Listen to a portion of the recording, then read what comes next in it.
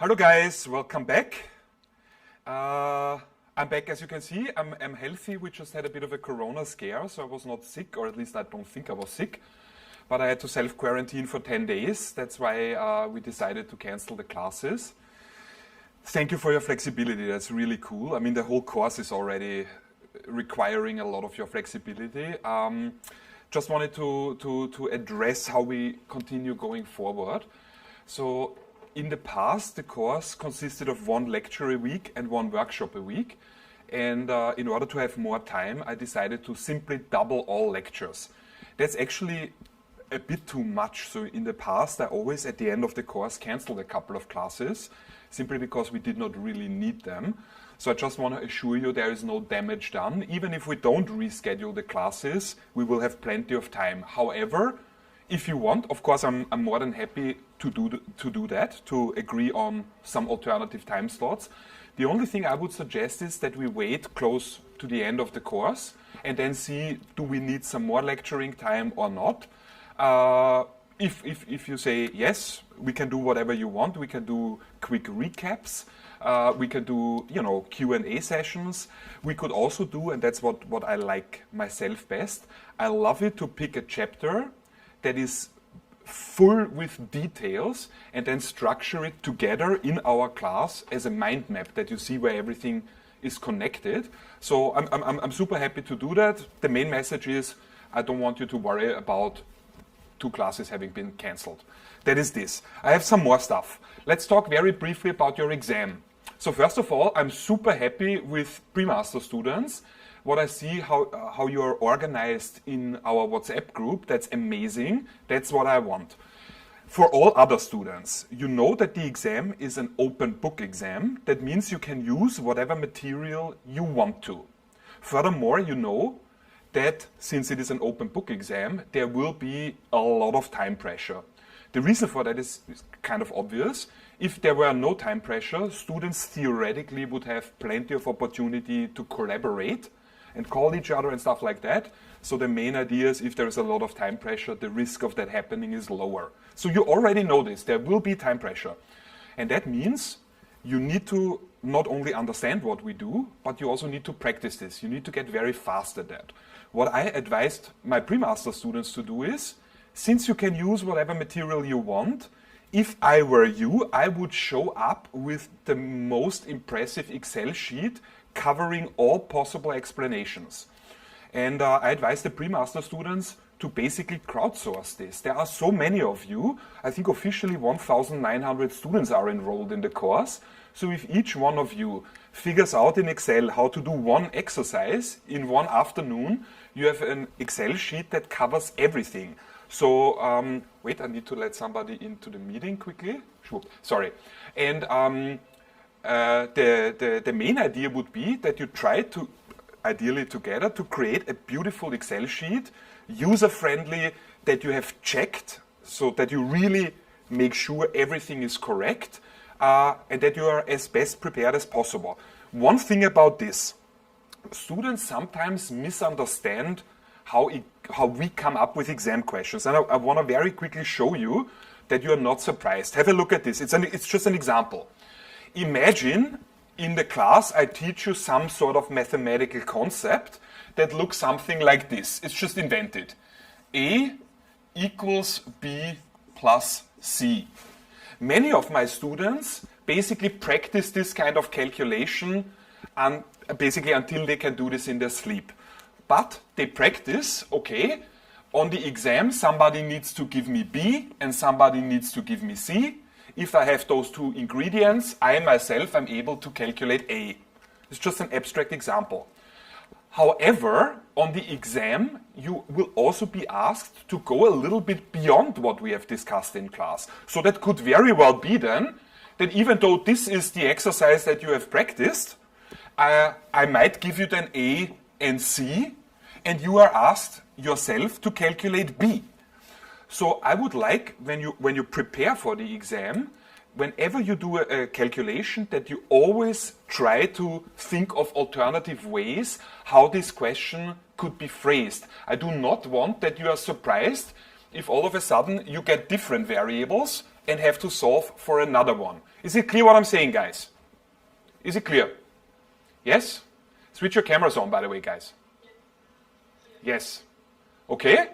So be prepared to modify a little bit. I don't want the reason why I ask questions like this is I don't want that you become number crunchers, that you practice certain calculations without really knowing what's going on. And this is a relatively easy way for us to basically check this. Okay? So practice so this here is one equation in clearly 1, 2, 3 variables. You can solve this the moment I give you any two of them. If I give you A and C, you have to be able to calculate B. If I give you B and C, you have to be able to calculate A. And if I give you A and B, you have to be able to calculate C. Simply think of possible permutations on the exam. All right? Okay, what else do we have? I have a little bit more. Yes. So, first of all, thank you very much for all the sweet messages I got from you last week. It's very difficult for me to cancel classes because that's usually the highlight of my week and the reason why I get out of bed. So last week was a bit rough on me psychologically, but I spent the time, I think, in a good way. I've started building at home a similar setup as we have here in the studio. And the reason why I want this is, first of all, I love technical gadgets, but the main reason is I want to, after our course is finished, to basically keep making YouTube videos. And to give you a little bit more of an idea of what I would like to do is, I would like to basically make small clips, 15 to 20 minutes, about certain things that we see in the newspapers, but that are a little bit outside of our normal corporate finance course. So for example, as we've discussed, why does the Dow Jones go down when President Trump gets diagnosed with corona? Stuff like this. And what I'm basically doing already is collecting these questions that you guys ask me. At the moment my home studio is ready for that, I will do this. That will not be live streams. That will be, like I said, I will record this and edit this and insert graphics and make it as nice as I can. So what I would like of you is, especially, well, any question that you have where you say, I'm very interested in that, maybe it goes a bit beyond of the course, simply go to our YouTube channel and post it as a comment. So I'm collecting all of this and then basically working that off. All right? Anything goes? Yeah, that is this. What else do we have? Yeah, next week I want to start talking with you a little bit on the side, as outlined in the course manual, about Tesla. So then we have enough content that we can in a meaningful way apply it to a real firm. You have told me you want to do Tesla. I'm more than happy to do it. Just that we are all appropriately excited about it. Tesla was just accepted into the S&P 500. So it's now officially part of a very big, very important index. So from the next week on, I will try to slowly but surely every now and then comment a little bit more on Tesla. Sorry guys, I'm not distracted. I sometimes have to let in people into our Zoom meeting. Where is Leonie? Da. Can you, Leonie, please, can you be so kind and monitor a bit the YouTube chat? If there are questions, you know, you can unmute yourself, all of you. So simply if you see a question in the YouTube chat, immediately interrupt me, okay? That is not disturbing, that's being a good assistant. All right? Super, guys.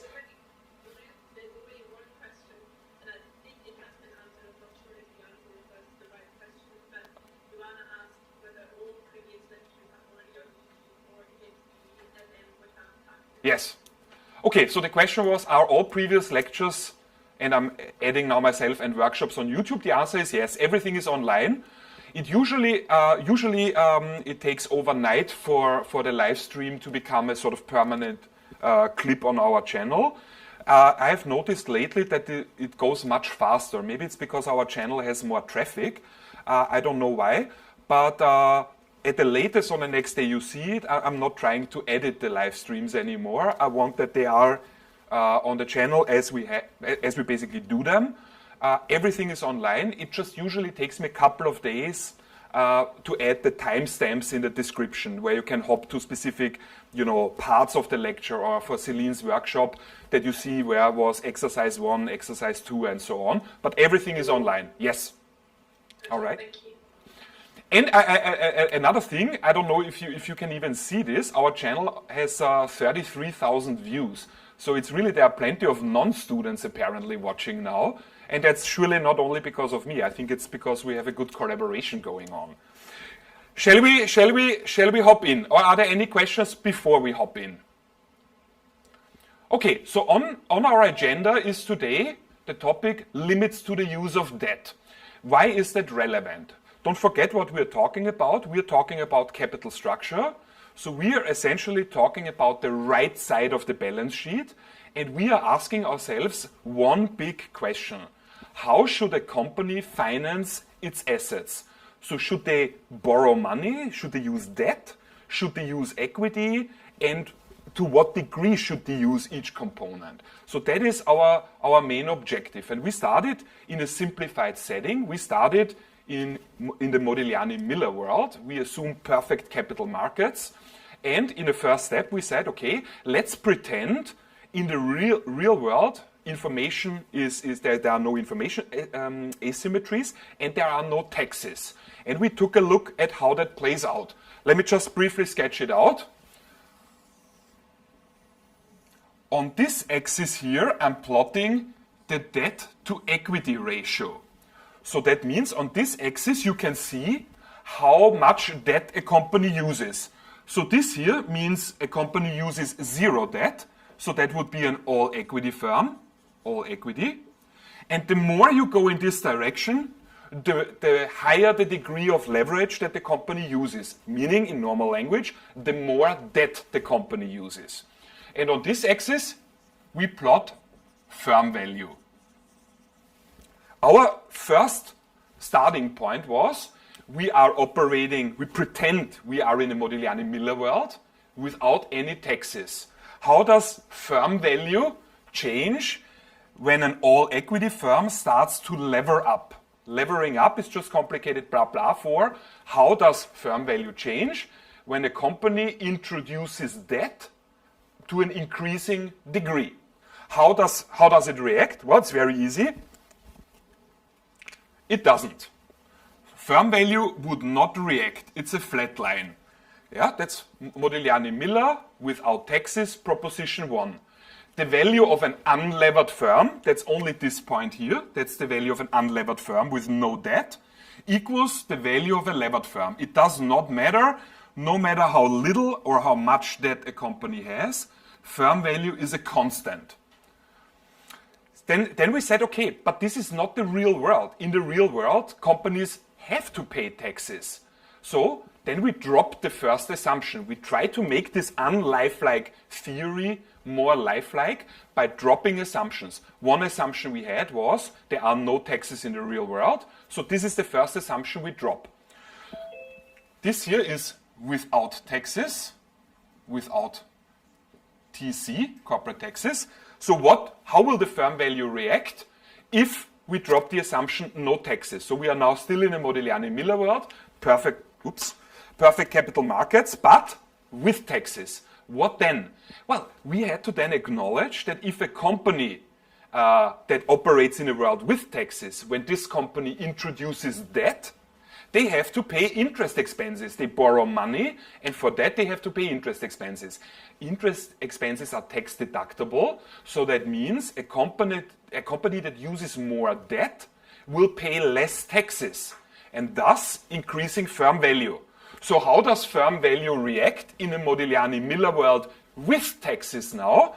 Well, it looks like this. An unlevered firm has, of course, no tax shield. As the company levers up, the firm value goes up. The distance here, this here, would be the present value of the tax shield. So I have a brief question in between.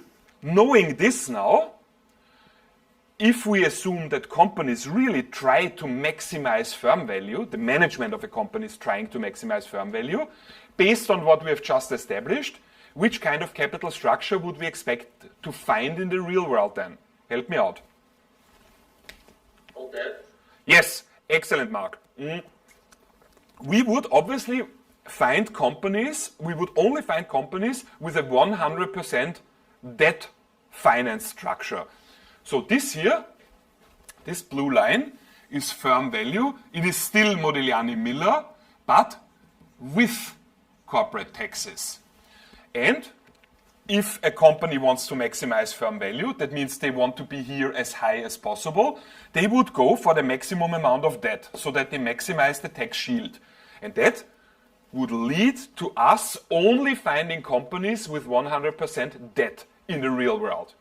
Now, then we have to take a step back and have to acknowledge that this is not at all what we find in the real world. There are basically no companies that are only debt financed. And that brings us then to essentially the real world. So we have to acknowledge that firm value does not behave like this, but something at some point, if a company has reached a certain amount of debt, something starts to press down firm value again. Let me draw that as well. This would look something like this. Initially, when an unlevered firm, an all-equity firm, increases the amount of debt it uses, firm value will indeed go up, like in Modigliani Miller with taxes, but only to a certain point, and then it will start to go down again. So at which point would firm value be maximized in my diagram? Well, at the highest point. This here is the axis where I plot firm value. This here is clearly the highest point. So then a company would say, in order to maximize firm value, whatever that is here, this is the amount of debt we should have, because here firm value is maximized. If we would increase that beyond this point here, what would happen? Firm value would already go down again. So that is then not maximizing firm value anymore. My question is, that's our starting point today, what could that possibly be that compresses, that reduces firm value here again? What do you think that is? Help me out, guys. Can I say something? Of course. I think it's the cost of distress, like the cost of potential bankruptcy. Yes, excellent, Leonie. That's exactly right. To be a bit more specific, this would be the reduction that we see here. Let me draw it as well. The difference between Modigliani Miller with taxes and this part of my curve, that would be the present value of this financial distress costs. This is, I agree, this is certainly the main component, but there is a little bit more. On our agenda today is elaborating a little bit on this. So I want to tell you some more about the financial distress costs. And it is not only financial distress, there's something else here. Agency costs of debt. I will explain this. The whole topic today, it's chapter 16. There is nothing, I can guarantee that, I can promise this. There's nothing in there that you will not understand. However, there is a difficulty in this chapter. This is a perfect example for a chapter where every single thing you read in the book you will perfectly understand. I see a message from Oktay. What do you mean by distress costs? Well, that is the topic of today's lecture, Oktay. So give me 2 minutes and we get there. But this is a perfect example for a chapter where every single thing you will read you will perfectly understand. But one thing I can imagine might give you trouble. There are so many details, it's perfectly possible that afterwards you say, okay, I get every single piece I read, how does all of this fit together? So I will obviously try to make this clear as we go along. And at the end of the class, when I'm super excited, please, somebody, Leonie specifically, remind me to not forget in the end to say, okay, let's take a step back and put everything together in a systematic way. Please do not let me forget this, all right? All right. Let's hop to my slides. I have uploaded the slides so you have them as well. Let's have a look. This is just on my slides what we have already recapped now. The difference between perfect capital markets and perfect capital markets with taxes. So there's nothing new here. Also, there's nothing new here. This is exactly my diagram. Firm value on this axis and the debt to equity ratio on the x-axis. So the more in this direction you go, the more debt. And only at this point, Is it an all-equity firm? In a Modigliani Miller world without taxes, firm value is a constant. That is Modigliani Miller proposition 1 without taxes. The value of a levered firm equals the value of an unlevered firm. We drop the assumption of no taxes. What happens then? Then we are, on my slides, in the diagram on the right side now.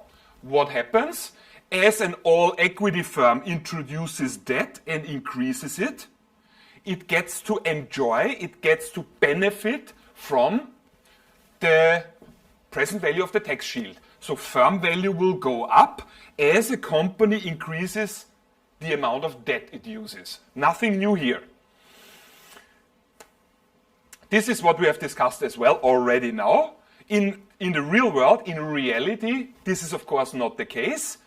That's the question that we have to answer. This seems so convincing. Why do we not observe 100% debt in the real world? Because something compresses, decreases firm value after a certain point of debt, after a certain amount of debt, I should say. And this brings us now to one of the main topics of today, the so-called trade-off theory. You know from the risk-return trade-off, trade-off means you have to basically weigh certain advantages and disadvantages. It's a trade-off. If you want more of this, it automatically means less of this, and vice versa. So it is basically some sort of compromise, the so-called trade-off theory. And that is not anymore something purely theoretical, like Modigliani Miller maybe. This is really now real life, all right? Let's have a look. Julian? Yeah. One question. Someone asks whether we are expected to draw graphs on the exam. You are not expected to draw graphs on the exam. No. No. Okay? So what is the trade-off theory about at the core? Well, it is in its official, the official wording is the trade-off theory of debt. What's the trade-off that we are facing when we talk about debt? Well, I can show you even in my diagram. Up until this point, if a company gets to enjoy the benefits, the advantages of more debt, which is the present value of the tax shield. So that's sort of on the plus side. Beyond this amount of debt in your capital structure, then of course you get to, quote unquote, enjoy or suffer from the disadvantages of debt. And what is that? That is the cost of financial distress and agency costs. So the first thing, in order to make sense of all the details you will read in the book, the first thing I want you to make a note of is this. In the diagram in the book, you will find this. The distance between the firm value in Modigliani Miller with corporate taxes, and this diagram here is the present value of the financial distress costs. Please make sure that you also know not only financial distress costs, but also agency costs of debt. No need to ask what agency costs of debt are. That's the reason why I got out of bed this morning, to tell you exactly what that is. All right? Okay. So what does the trade-off theory of debt actually say? No, let me start maybe differently.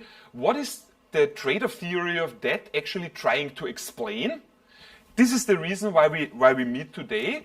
The trade-off theory of debt tries to explain why we observe certain capital structures in the real world. What I mean with certain capital structures is a certain mix of debt to equity. So in my example, why do we, if this is one specific firm, why does this firm have exactly this debt to equity mix? Why is it not here? Why is it not here? This is what the trade-off theory of debt is trying to explain. And the trade-off theory of debt then continues and says, well, in the real world, a company tries to balance the costs and benefits, or you could say the advantages and disadvantages of debt financing, and they are looking for an optimum mix. Where is the optimum mix in my diagram?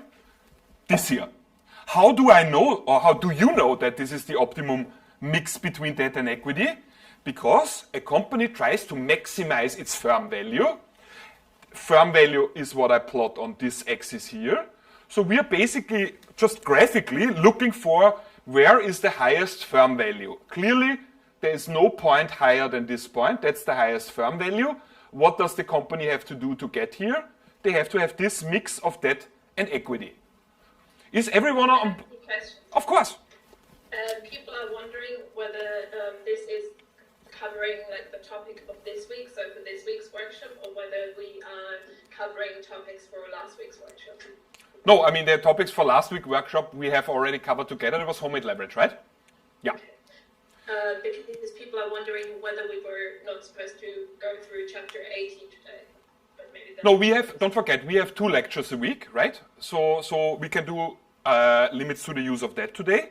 And on Thursday, I don't know from the top of my head, I think on Thursday it's already dividend policy time. Okay. Yeah? Great. Nice. Okay. Okay, so let's talk some more about the potential benefits of debt and the potential disadvantages of debt. So I still want to explain a little bit more what's good about more debt in this part here and what's bad about debt in this part here. Okay, in very simple language. I think it's a great overview. I will explain, of course. So let's talk first about the potential benefits of debt. Number 1, this is of course nothing new. If a company uses a higher degree of debt financing, as a logical consequence, the firm will have to pay interest expenses on the money they have borrowed. If you pay interest expenses, which are tax deductible, you get to enjoy the so-called tax shield, meaning you will have a lower tax expense. Nothing to add here. We have discussed this plenty when we started talking about Modigliani Miller with taxes. The second point on my table says reduction of discretionary spending. And I explained then in brackets some more. It reduces the agency cost of free cash flows. Let me explain this. So this is official wording now, but it is unintuitive language. I want to explain this in normal language. What does reduction of discretionary spending mean? Does anybody have an idea maybe? It's not complicated, just the wording is, woo. Any ideas, guys? I give you an example. Imagine you are shareholders and I'm the CEO of a company. Imagine we are 100% equity financed. So that means we do not pay any interest expenses. However, our company is actually doing quite well. So each year we make some sort of profit. And that will, on my asset side, will be reflected in a build-up of cash. I'm the CEO of the company. I just work here, but you're the shareholders. You own the company. Now, you have to be 100% honest with me now. What do you think I, as a manager, would do with this excess amount of cash that we have in our balance sheet now? I don't need to reserve the cash. The cash is not reserved to pay interest expenses because there are no interest expenses. In my thought experiment, we're an all-equity firm. I'm the manager of the firm, I'm the CEO, but also I'm just a normal guy. So what do you think I will do with this excess cash? Any ideas? More money to invest into like new projects. Yeah, ideally Oktay is right. I will maybe think about, could we expand? Could we open a new shop? Could we take over some other company? This is definitely correct. But what Oktay just said is basically still an ideal world. Don't forget, I'm a manager of the firm, but I'm a normal guy. What would you do? Niels, you go. Give the manager a huge bonus. Yeah, I would probably pay myself a big bonus, for example. Different ideas. What else might I do as the CEO of the company with our excess cash? More dividends. Khalil, you go. Paying out dividend. Yeah, I might pay out dividend, possibly. What else? Purchase shares? Yeah, I could buy back our own shares. I mean, I like how you think. You're clearly idealists, and you're not as cynical as me yet. Because I'm a normal dude. I'm a guy like Trump. I would probably, on day one, where we have excess cash, I would hire a painter to paint a naked picture of me posing for my office, obviously. because I'm vain and I like to feel good about myself.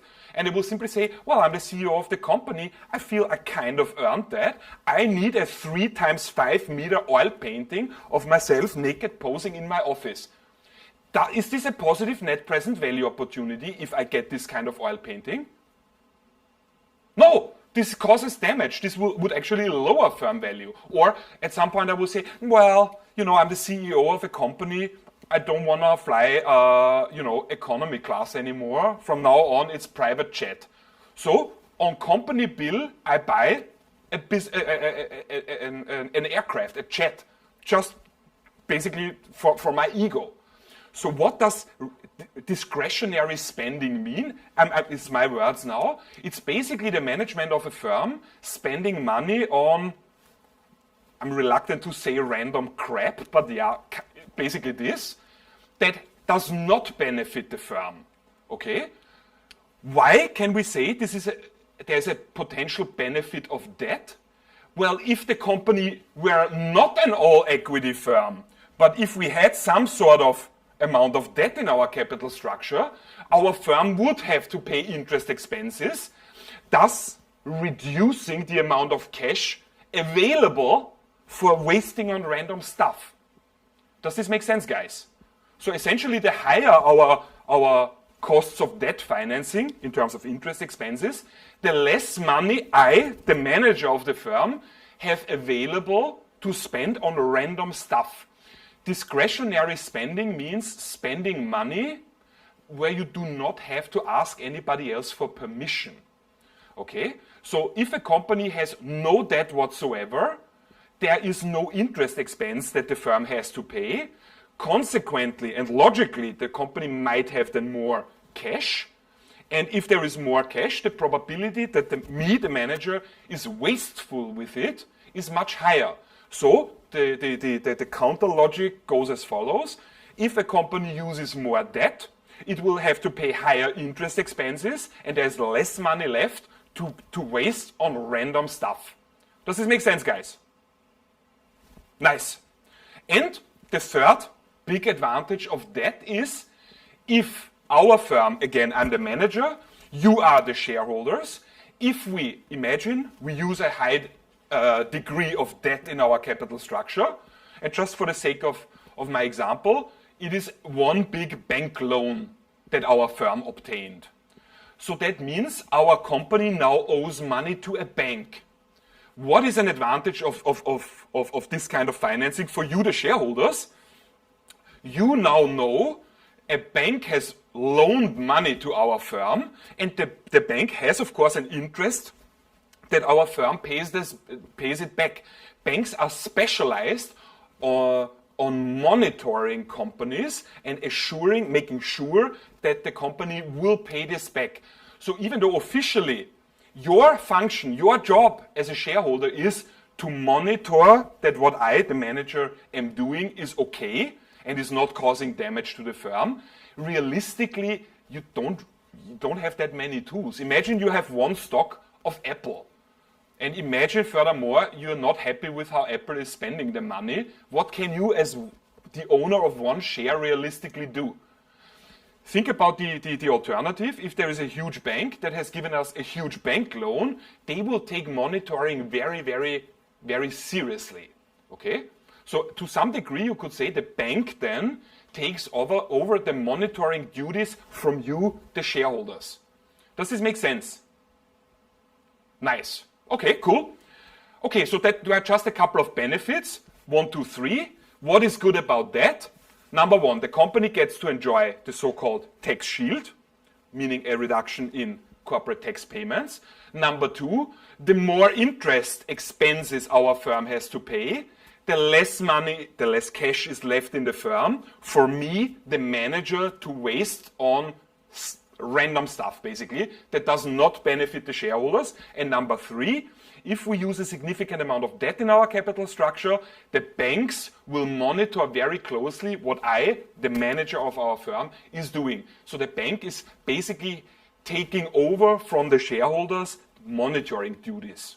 Okay, let's look now at, yeah? One question. Ask. So someone asked when you want to maximize the firm value, do you always refer to the debt to equity ratio, or do you refer to the maximum amount of debt? And then in brackets, if I'm right in the chart in the book, they refer to the amount of debt. Amount of debt as in absolute numbers. Okay.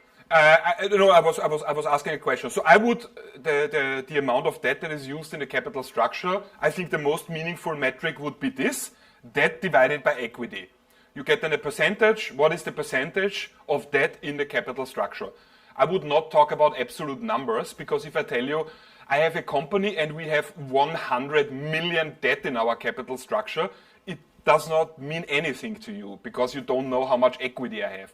A percentage is always much better. You can compare it much easier. Could you, this is just a question from me, but could you also use debt divided by total firm value? Like D divided by B? Debt divided by firm value? Theoretically, yes. You just have to be careful to not confuse two things. This here, the debt and equity, these are basically book values, right? And if we talk about firm value, it's a market value typically. So we should not mix this. And then I have another question from Oliver, and he asked if you can once again quickly explain the height difference between the curves. Yeah, give me 1 second. This is just a rough sketch I made to basically ease you into the topic. Obviously, I have this same diagram on the slides, and you have it in the book. It's on the next slide. So the moment we are done with the potential costs of debt, we will go to the diagram, this diagram, but on my slides in great detail, and then we do just that. Okay? Okay, great. Nice. Thank you. Okay, so as we've established, there are some benefits associated with the use of debt. But we are still talking about the trade-off theory of debt. Trade-off as in we are weighing pros and cons, advantages and disadvantages of the use of debt. Now we have talked only about the advantages. So we need to look at the other side now. What are disadvantages of debt financing? So that's the right side of my table. Number one, that's also of course what Leonie already said at the very beginning. Number one, costs of financial distress. I will say about this in a couple of minutes more. I have an example here, so we will elaborate more on that. No worries. The second point is called agency costs. That's what I try to draw your attention to already here. What is compressing, decreasing firm value if a firm exceeds the optimum amount of debt in its capital structure? Number one, the cost of financial distress, we will discuss in a second, but something else. Not just the distress. And I said, don't forget, the second point will be agency costs of debt. So this is now where I want to go with this. And we have several different agency costs of debt. Number one, underinvestment. Again, I have of course prepared a couple of slides what the term underinvestment means, so we will elaborate on it. Number two, using debt creates or can create an incentive for shareholders to focus on risky projects. Again, no need to talk about it more. We will get there in a couple of minutes in great detail. And last but not least, another potential cost of debt is personal tax costs. What does that mean? You have to be mindful now. So far, we had only one kind of tax, corporate tax. But now we have to talk about the real world, and in the real world there is not just one kind of tax that the firm pays, there is more. So you are a person that wants to invest in a firm. You can do this in different ways. So if you like what I'm doing as a firm, you could buy shares of my firm and become a shareholder. So that what's in it for you? Well, you will earn, if the company makes profits, you as shareholders will earn dividends. So, of course, I as the firm pay the dividends to you. The money goes into your pocket, but the moment money ends up in your pocket, the Minister of Finance says, oh, I heard you got a payment. Please pay your tax. So you as a private person have to pay an income tax on whatever payments you receive from me, the firm. So far, so clear? All right. If you are a shareholder and I pay you a dividend, this will be taxed at a certain rate. All right. Imagine, different scenario, you look at my firm, you quite like what I do, but you don't want to become a shareholder. You say, well, I like what the firm is doing, but I rather give a loan to the company. So you will then buy a bond of the firm. That makes you not a shareholder, but logically a bondholder. It is as if you had given a loan to the firm. What's in it for you then? Why would you give a loan to me? Because I pay interest to you. From my perspective, I pay interest expenses. From your perspective, it's interest income. So far, so clear? Okay, Yes. but, wait, One short question. give me a sec, Leonie. We're almost there with this. Imagine now shareholder versus bondholder. A shareholder gets a dividend payment. A bondholder gets interest income. It's very likely, according to tax law, that these two types of income are taxed at different tax rates. So, long story short, one potential cost of debt is that the personal tax costs, so that interest income that you as a bondholder earn, could be taxed at a higher rate than capital gains, so the income that a shareholder earns. Let me break it down even simpler. Basically, you can choose if you want to have some business relation with my firm. Do you want to be a shareholder or a bondholder? What is a potential disadvantage of that? It could be that the income that a shareholder earns, dividends, is taxed at a lower rate than the income that a bondholder earns, so interest income. And that means you would rather be a shareholder than a bondholder, simply because whatever it is that I pay to you might be taxed lower if you're a shareholder rather than a bondholder. Does this make sense, guys? Nice. Sorry, Leonie, you go. So Daniel asks whether moral hazard costs are not taken into account in the overview, and then someone else commented whether these costs, like the moral costs, are under agency costs. Yeah, so moral hazard is a specific kind of agency cost. That's exactly where we will go. So if you look at my table on the right side, the part potential costs of debt, the second bullet point, if you will, agency costs of debt, that is something that we will dive in now a little bit deeper and elaborate. What does underinvestment mean? What does incentive to focus on risky projects mean? So we will dive into this. That's the agenda. Yep. But is the third bullet point clear? The personal tax costs. So that the crucial key here is, when you read this, especially maybe in 2 weeks, don't forget that we are basically now talking, in my third bullet point, about 3 different taxes. We are talking about corporate tax rate. That is what the firm pays, TC, right? So our profit before tax is taxed at a certain tax rate. How high is the tax rate? It is TC. However, this is the firm perspective. That's the payment that the firm pays. But you as an investor, shareholder or bondholder, also have to pay taxes on any cash flow that you get from me. If you are a shareholder, you will pay a tax on your dividends. So dividend income. That might be a specific tax rate. And this might be different from the tax rate a bondholder pays on interest income. Think about this now, ignore that for a second. This here, those 2 tax rates are applicable. That is what happens in the pocket, in the wallet, I should say, not in the pocket, in the wallet of the investor. What do I mean with this third bullet point, potential cost of debt? It could very well be that dividend income is taxed, I'm just making numbers up, at 10%. And it could be that interest income is taxed at 25%. I don't think I need to explain any further how that is a disadvantage now, because if you're a shareholder, whatever you earn is taxed only at 10%. If you're a bondholder, your interest income is taxed at 25%. So clearly this is worse than this. Does this make sense, guys? Yeah. I do have a question. Wait, who wants to start? I'll let you go first. Okay. Oh, thank you. Thank you. Actually, I have a question. Ask. Why is it that the taxes on interest income is much higher than, for example, on share dividend income? Well, first of all, I just specifically said that I'm invented numbers. And if you look at my slides carefully, I'm not saying they are. What I'm saying in the third bullet point, interest income is maybe taxed higher. I cannot say much more about it, and the reason is very simple. Tax law is a national law, and it could be very different in Austria or the United States or the UK or the Netherlands. I'm just saying this could be a problem depending on how the specific tax rate look like. It does not have to be a problem at all, but it could be, maybe. Okay. Yeah? Okay, good, thank you. I think Niels also wanted to ask, all right? No, with me. So I have another question. Ask.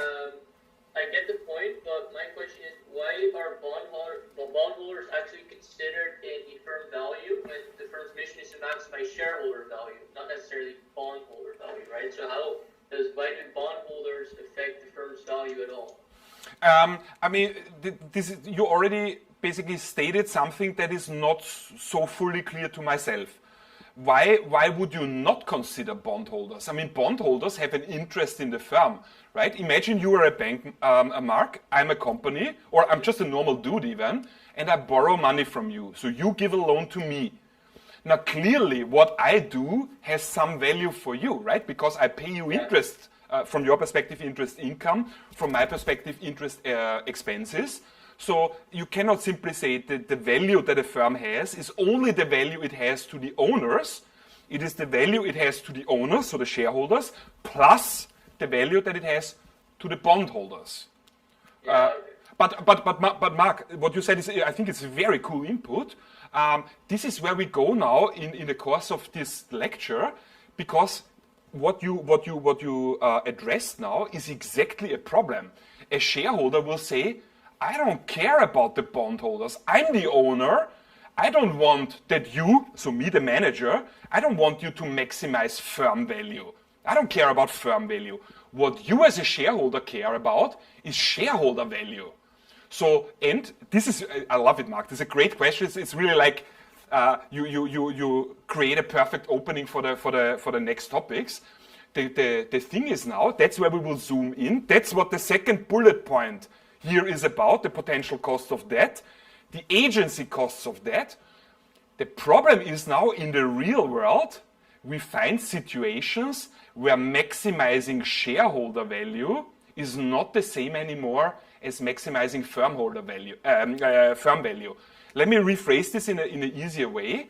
In the real world, situations arise, plenty of them, where I, as the manager, could do something that benefits you, the shareholders, but it causes some sort of damage to others. To whom? To the bondholders. So this is exactly where we go. This is exactly what the second bullet point on the right side is about, the agency costs of debt. Sometimes situations arise in which maximizing shareholder value is not the same anymore as maximizing firm value. Okay? So that means the benefits that I as the manager can create for shareholders will in a way be financed by some damage to the bondholders. Okay? We will dive into it. And as I promised, this is now the diagram that I sketched out for you, but this is now in a much neater way. There's nothing new here. The only thing I would like to stress, can you please go, Marcel, please give me the whiteboard. Please add this on your slides, guys. Make a note here. What on the official diagram, it's also the diagram from the book, extracted exactly as is there. Please don't forget that the distance here, this is not just present value of financial distress costs. It is the present value of distress costs that decreases firm value, but also agency costs of debt. Okay, so there are two components, and the agency costs of debt we can break down into some more subcategories, like I have on my slides. Underinvestment, focus on risky projects. So this is what we will elaborate on. Okay, so that's what I meant at the very beginning of today's session. Don't get lost in the detail. Don't forget where all the parts belong. Okay, let's talk about, do we still have time? Florian, one quick question. Ask. So Someone wants to know whether, like, why are the different tax rates for different person a disadvantage of debt? Well, I mean, it's logical, right? Imagine this is not an invented example, but imagine this were the real world. So you as an investor can choose, do you want to be my shareholder or do you want to be my bondholder?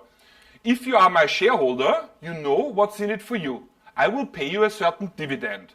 But you also know, from your perspective, that's some sort of income, money into your wallet, so you will have to pay a tax on it.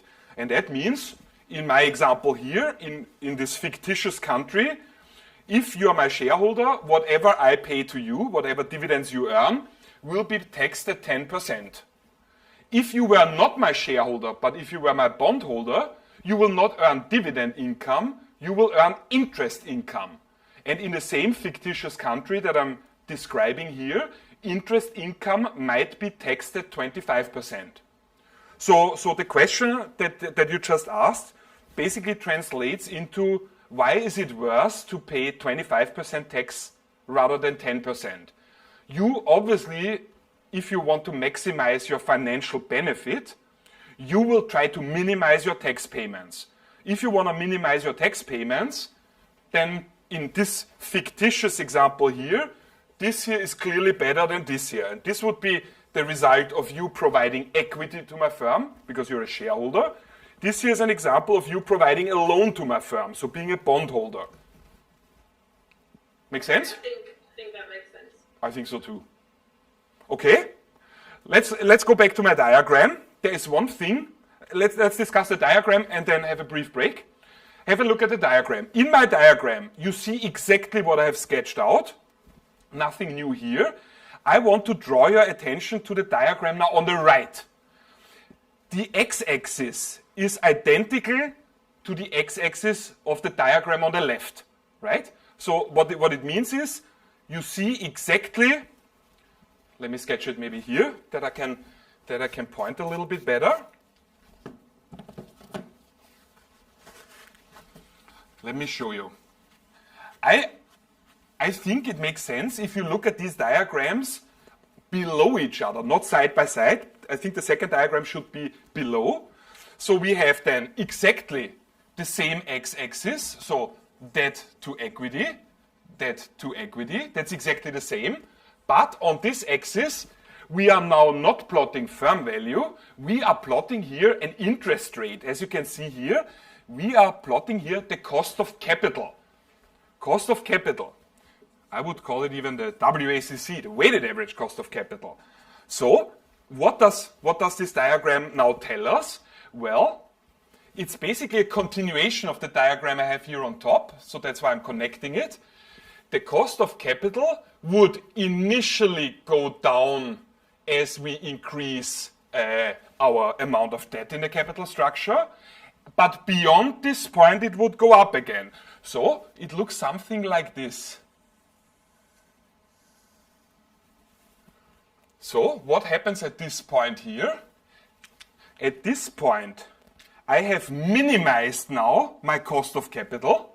How do I know this? Well, on this axis, I am plotting the cost of capital, and there is this curve here has no lower point than this one. So that means if I use this amount of debt, I think on my slides it's called B star. Yeah, B star. So amount of bonds is just debt. That is perfect for us. At this point, we have minimized our WACC. There is no lower point here. And at the point where we minimize our cost of capital, logically, our firm value is maximized. So, in the beginning, a company at this point is all equity. When they introduce debt and increase debt until this optimum point, the cost of capital will go down. What else will happen? Well, logically, firm value will go up, but only up until this point. If we keep increasing debt beyond that point, the cost of capital will go up. Why? Because of financial distress and agency costs of debt, like underinvestment and focus on risky project, to be discussed in a second. Cost of capital will go up again, and firm value will go down. Don't forget what we've discussed in, I think, the first lecture. What is it that a company is trying to do? On the left side of the balance sheet, they try to maximize profitability. And on the right side of the balance sheet, a company is trying to minimize its cost of financing, its cost of capital. Boom, here it is minimized. So do the two diagrams that I have here on slide 7, does this make sense to you guys? Is this clear? Do you also see, maybe you can do this in whatever, Photoshop or something, put them really perfectly below each other like I try to do here. I think that makes a little bit more sense then. Everyone on board, guys? Super. Leonie, do we have any YouTube questions? Yes, so we have a practical question. Arvid is wondering whether real-world firms consider the fact that they are likely to be bailed out in economic downturns, thereby over-leveraging and not taking into consideration the cost of financial distress. I think, I appreciate the question, but I already disagree with the statement, companies know they will be bailed out. So I'm currently working on, of course, a research paper about all companies in the Netherlands that went bankrupt in the last 100 years.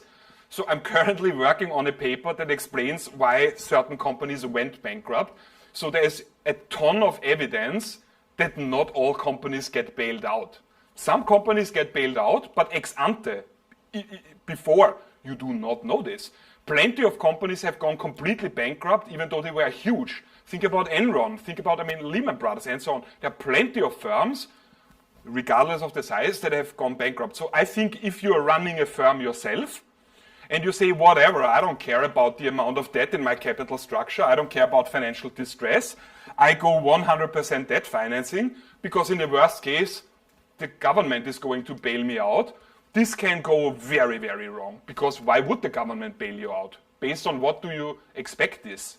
If you're right now an American company, you don't know exactly who the next president will be. Joe Biden won the election, but we will see how that develops.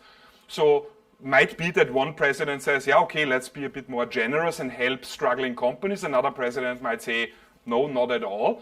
There's so much uncertainty, so I would strongly already disagree that companies can rely on that. No, that's not the case. Okay, guys, let's have a 10-minute break and then do the second part of class, all right? I see you in a bit.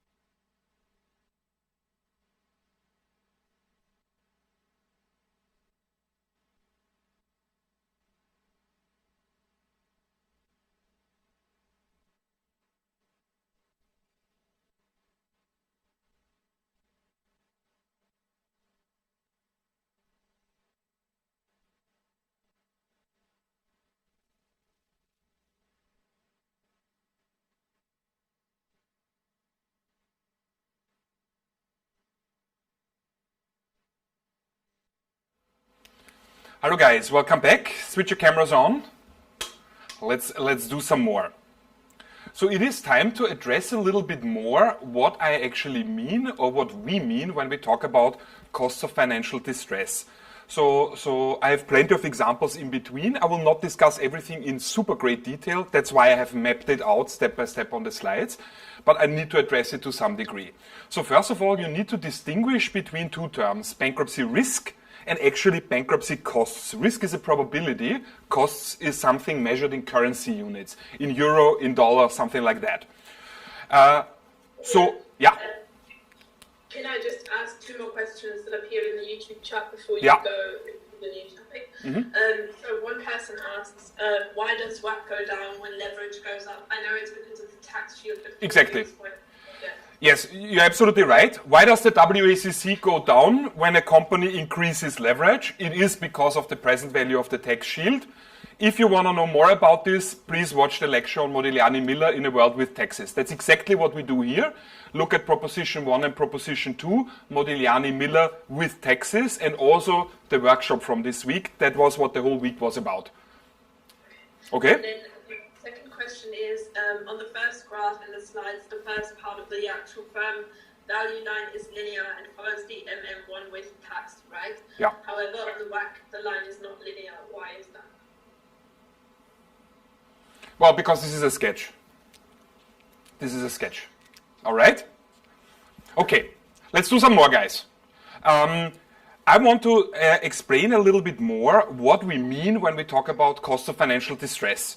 So, what is it that lowers the firm value here? It is not the probability of financial distress, it's the actual cost of financial distress. I have here one example. It is in a book, that's why I mapped it out for you really step by step. But it makes, I mean, there's not even a calculation involved. It makes, it tries to make one big point that I have summarized in a slightly different way here. Here. When we talk about the cost of financial distress, we have to distinguish between two different categories of cost of financial distress, direct and indirect costs. So the direct cost of financial distress, that's the most obvious one, but it's also the less relevant one. So what happens if our firm goes bankrupt, essentially, is financially distressed? Well, I, as the manager, have to call lawyers, I have to deal with angry creditors and so on. So this is quite obvious. But that is actually not the main component. The main part of costs of financial distress is what we refer to as indirect costs of financial distress. And let me very briefly elaborate on these. The reason why the indirect costs are much more relevant is because they are much bigger than the direct costs. I want to give you three examples. There are probably more, but that are the three most important ones, I think. Number one, what is an indirect cost of financial distress? So my firm is financially distressed. It's not yet bankrupt, but it is struggling mightily. One thing that will happen for sure is I or our firm will miss out on revenue because our customers probably will hear about the state of distress and will be reluctant to buy something. If you go to a cafeteria and buy a bottle of mineral water, you probably will not check the balance sheet and income statement of the cafeteria before.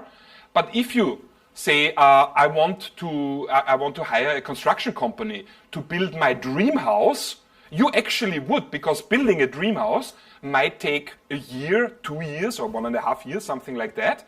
You would care about that the construction company does not go bankrupt while they are building your house. So you would then say, well, there are plenty of construction companies. I don't have to pick the one that is almost bankrupt. So then you would take your business elsewhere. For me, the firm, it means I miss out on revenue. What else could we have? Well, the second thing that will change is the suppliers will very likely want to be paid immediately.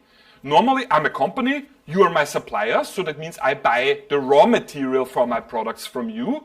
You just keep delivering material, and we have a contract that says I can pay you up to 3 months later, after the delivery. However, the moment you, my suppliers, find out that I'm financially distressed, you will say, well, I cannot trust the company anymore to actually be still alive in 3 months. So you will say, please pay immediately. How is this an actual cost? Well, all of a sudden, I need more working capital, right? I need to pay immediately, reducing my cash even more. Again, it's an indirect cost of financial distress.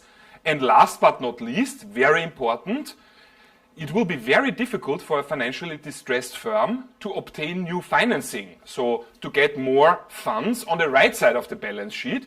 Because if I'm a firm and you are a bank and I approach you and say, I want to take out a bank loan, you will say, dude, you already cannot repay what you have borrowed up until now. And now you want even more?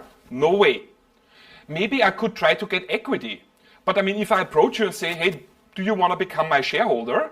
Then you will take a look at my balance sheet, income statement, cash flow statement. You will conclude the company is struggling, the company is financially distressed, and you might say the risk is for me too high. I don't want to invest. So that means the company has problems obtaining more capital, right side of the balance sheet. If they don't get financing, the consequence could very well be that the company cannot follow up on positive net present value investment opportunities. So they might have to forego actually very good projects. Okay? So these are the costs, the indirect costs of financial distress that we mean in this part of the diagram. Does it make sense, guys? Yeah? So someone is wondering how to determine the optimum point in like real life in your company. Yeah, that's exactly what we're here to discuss. I have a couple of slides at the end of the slide set about exactly this.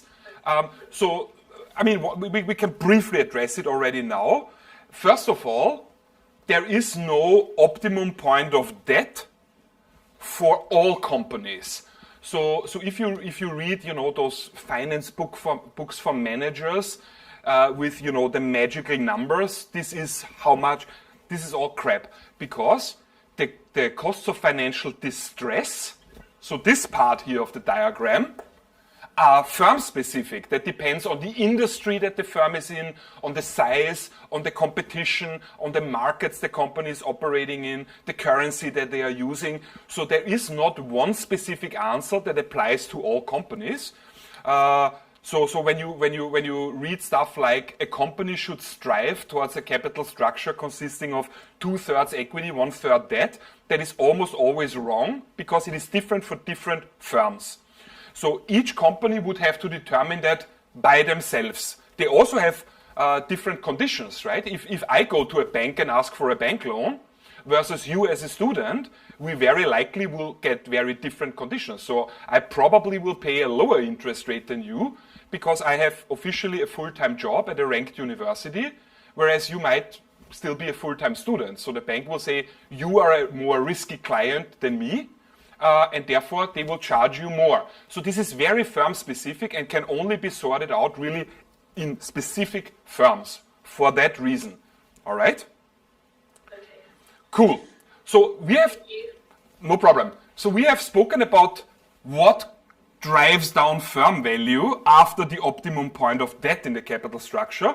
But I said, please don't forget, this is not only the financial distress costs, it's also agency costs of debt. So that's what we need to zoom in now. There are 3 points I want to stress. Also, as always, I generate and create more slides than I actually discuss with you in class. The idea is, first you come to my class and I basically give you the big picture stuff and a couple of details so that you don't get lost. The second point when you study is, I want that you work through my slides, because I create them to be as user-friendly, meaning student-friendly as possible. So there is plenty on the slides that I'm not talking about in class, more details. I like to think I explain sometimes a bit better than the book in a more step-by-step way. And the third step is then, of course, work through the book. So please don't be alarmed when I skip slides. That's not a problem, that's by design. All right? This is something that Mark hinted at before already. What is this agency cost of debt topic? The important thing is, it's not a complicated chain of thought. I am the manager of the firm. I'm the CEO. You are my shareholders. I am running the company as I see fit, based on the mandate that you have given me. You have made me the CEO of the firm. If I want an increase in my salary, the shareholders have to approve. If I want to get a bonus at the year end, the shareholders have to approve. What do the bondholders want of me? The bondholders want that I, in the name of the firm, pay interest expenses on time. Who do you think, honestly, will I be more loyal to? I, the manager, towards my shareholders or towards my bondholders? Can a bondholder fire me? Shareholders. Yeah, shareholders. A bondholder cannot fire me. The bank that has given us a bank loan cannot fire me, but the shareholders can. So at the end of the day, my loyalty as the CEO of the firm will probably be stronger towards the shareholders rather than everybody else. And this is what Mark's question was about before.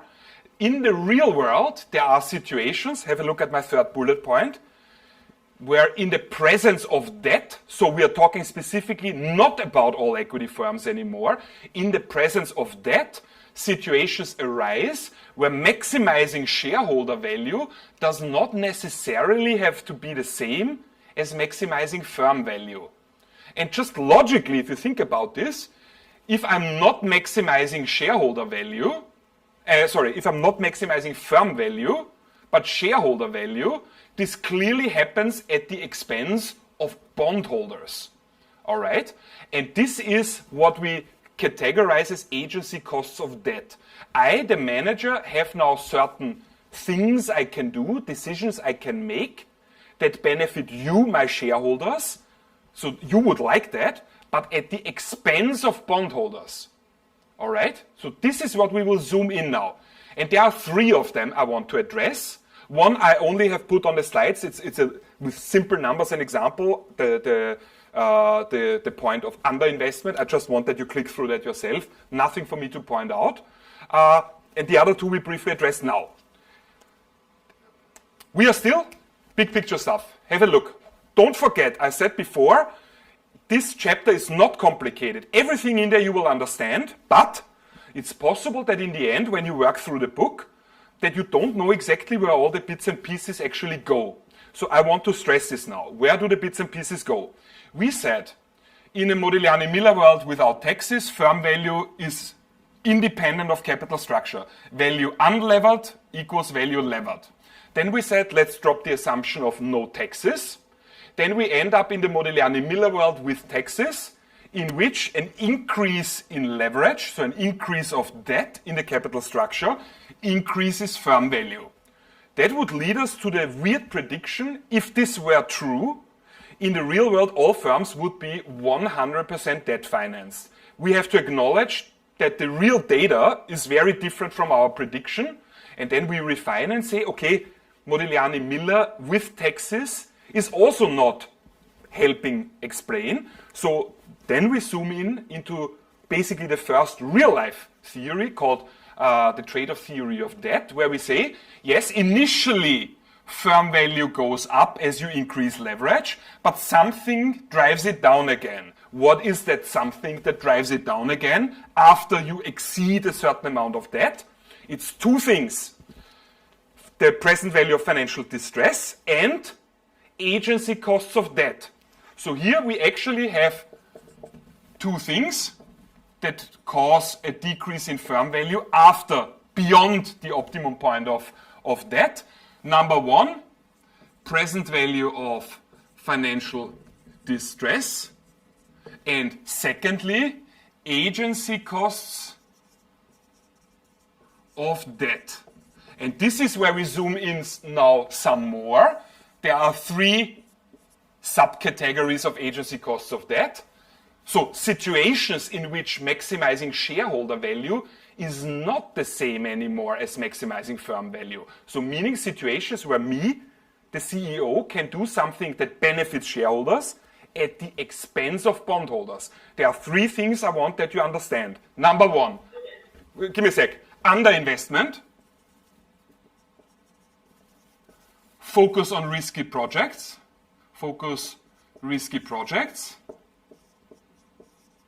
and last but not least, paying out an extra cash dividend. Yes, Leonie. So, Story wants to know whether you could give a real-life example of a bond versus shareholder fight. And then I have another question too. Yeah, but that's not, I mean, yes, of course, but guys, honestly, that's for everyone also at home on YouTube. It's a little bit like we're just watching the intro of Game of Thrones and you immediately say, yeah, but what happens in the end? Will Daenerys take King's Landing? I mean, just watch the show, right? That's what I'm talking about now. That's what I said. This is what we will do right now, okay? No need to ask that. That's the narrative today. So what we are doing now, we zoom into exactly this, and that are the three situations in which I, the manager, can do something that benefits shareholders at the expense of bondholders. That's the agenda. I just wrote down the agenda. Okay? So, And then Camilla wants to know whether there are no bankruptcy costs in all equity firms or whether all equity firms have the same. who asked the question? Camilla. It's a good question, but I don't want all of you to not call it bankruptcy costs. Bankruptcy is different from financial distress. It's a little bit, I give you a comparison from medicine. I might have a high fever that later on causes my death. But just because somebody has a high fever, you would not say, oh dude, he's dead. Fever can lead to death, but not everyone who has fever will die. Financial distress refers to sort of the starting phase, what could later on become a bankruptcy, but it is not bankrupt yet. Okay, so please don't confuse this. What was the question? Sorry, Leonie. Whether all equity firms also face bankruptcy or financial distress.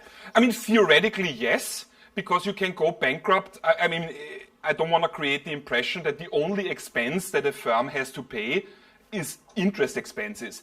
I mean, even an all-equity firm will have people on their payroll, right? They will have employees.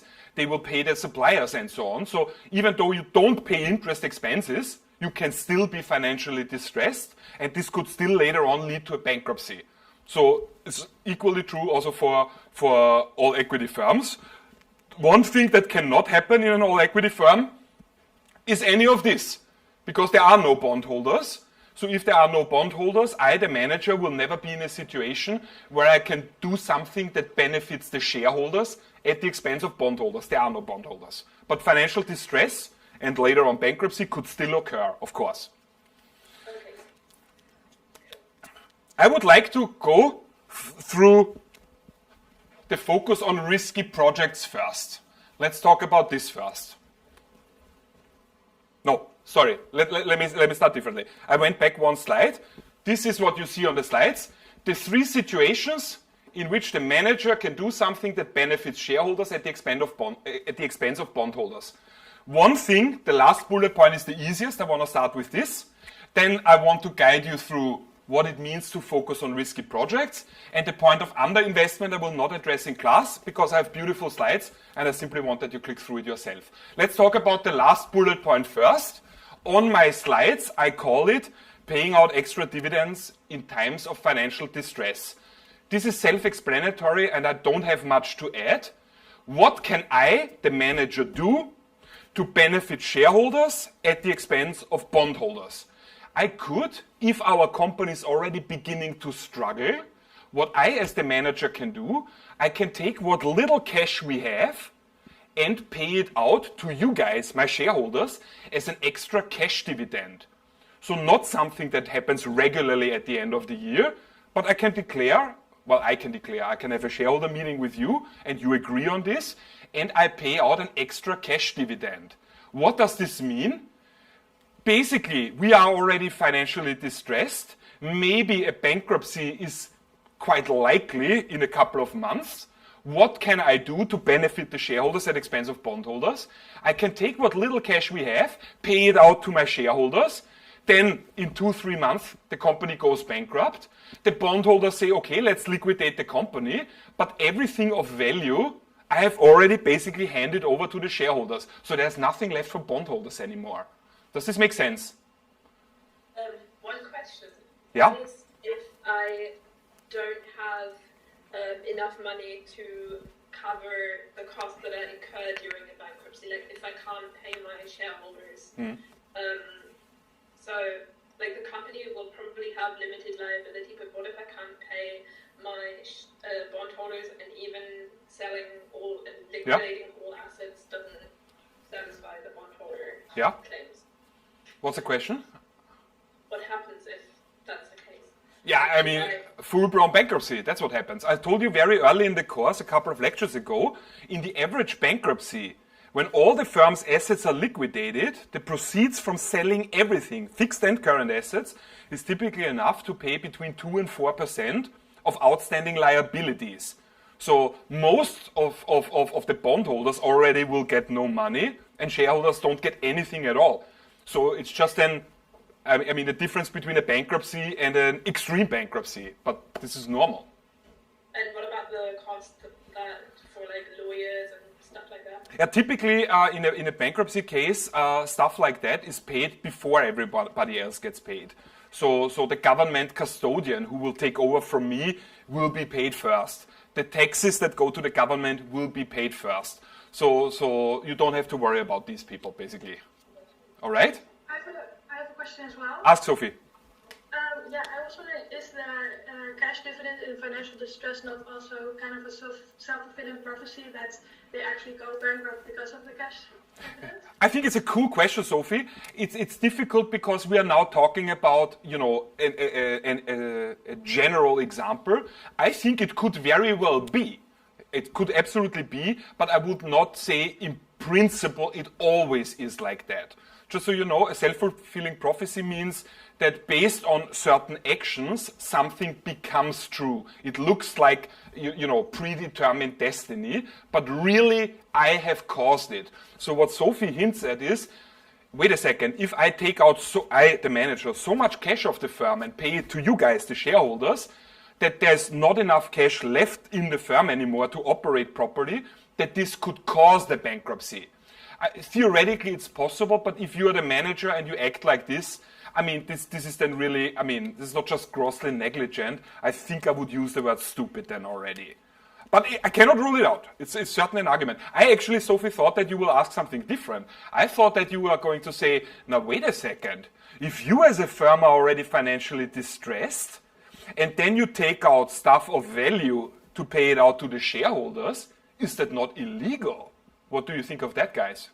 Does this seem, forget about now law and everything. Just think about personal ethics. Do you think, if you observe me doing that, I suspect that our firm will maybe go bankrupt in a couple of years, a couple of months. We are already struggling. And then you observe me basically taking out cash and paying it out to my shareholders, fully aware that in 2-3 months, this will be a financial damage to my bondholders. Would you say, yes, what I'm observing is a guy that acts in an ethically good way, regardless of the law?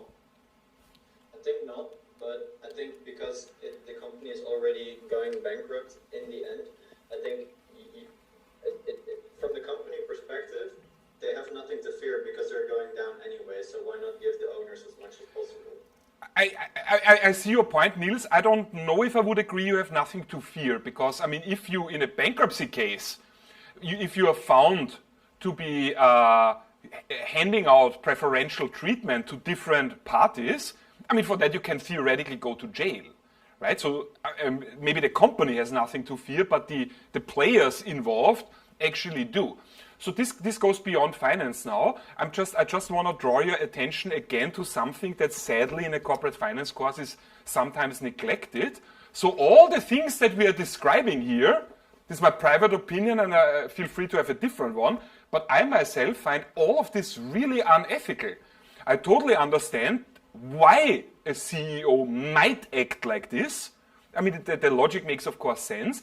I think it is very unethical because equity, so shareholders, this is specifically capital at risk. That's the whole point. That's why a shareholder earns higher returns than a bondholder, because they are exposed to a higher risk. If then the manager of a firm uses any of these tricks, essentially, to benefit shareholders at the expense of bondholders, I think this would be very unethical. And again, this would be national law. this could very well be a criminal case then. Okay, so I don't want that you get the idea here, oh, we are talking about super smart managers and there's no big deal about it. I think from an ethical perspective, this is really grossly wrong. And depending on the country in which you do something like that, worst case, could bring you to jail. Very early in my finance career, well before I started teaching, I was working in an accounting company that was that was in charge of, they got hired by courts to determine when a company went bankrupt. This company was then always tasked by the courts to determine the exact date, as in the date in a calendar, when the management of the company must have been aware that the company will go bankrupt. Because this is like a magical cutoff point, at least in Austrian law. If I as the manager know on this specific date we will not survive this, and then I am found to do stuff that benefits shareholders at the expense of bondholders, then you go to jail. Okay? So I just want that you understand, this is, I think, not trivial stuff, and I don't want to create the impression that this is harmless and that are cool dudes that pull something like this off. I think it's highly unethical.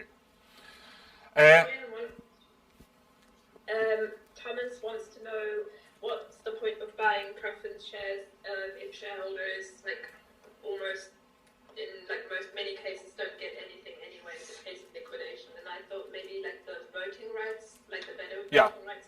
I mean, we are not talking about preference shares, so I mean it's an interesting question, but this is really not at all happening in the class right now. I don't know why we should talk about preference shares, but just that I say two things. Preference shares earn a higher dividends, typically have no voting rights though, so that's not necessarily about the risk or anything. If you can afford only one share, you might as well make it a preference share, because your voting right, in the case of, let's say, Apple, will not, determine the outcome of a shareholder voting process. You might as well say, I forget about my voting right, I give up my voting right and get a higher dividend. That's not necessarily about the bankruptcy scenario. I want to look briefly at the taking on high-risk projects scenario. Again, it's step by step on the slides. Let's go through it quickly, just to give you an idea what I mean. We are talking about, obviously, a levered firm. Don't forget, we are talking only about companies now, situations that arise within levered firms, where the management has now a course of action that benefits shareholders at the expense of bondholders. So this is the setting. This is a levered firm. The company has such a degree of debt in its capital structure that they have to pay £100 in interest and principal payments on their outstanding debt. So each year, £100. Okay.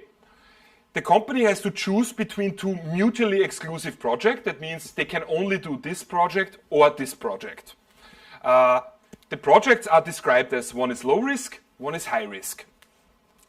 Now we talk briefly about the low risk project. The low risk project would pay £100 if later on there will be an economic recession, but it will pay £200 in an economic boom. How is that with the high risk project? Well, the payouts, the cash flows are more extreme. So the high-risk project in a recession only pays 50, so a lot less. But in a boom, it pays 240, so a lot more. We assume that the scenarios, recession and boom, are equally likely, 50-50 probabilities. The question is, which project will the shareholder or the manager, who is an agent of the shareholders, choose? Let's do this. This is not complicated math. That are just calculations of expected value. Let's have a look. As always, I have mapped this out step by step on the slides. That's why I don't mind at all being a little bit faster now. Have a look at this. So in the top part of my slide, we are looking at the low-risk project, and the lower part of the slide is the high-risk project. Let's start on top with the low-risk project. We have two scenarios, either recession or boom. Probability is 50% each. What is the value of the firm should we choose the low-risk project in each of the scenarios?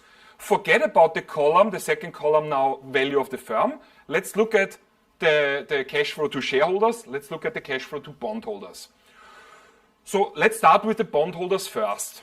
In the low-risk project, in a depression, let me go back one slide, will pay how much? The low-risk project would pay 100 if the economy goes in a recession and 200 in a boom.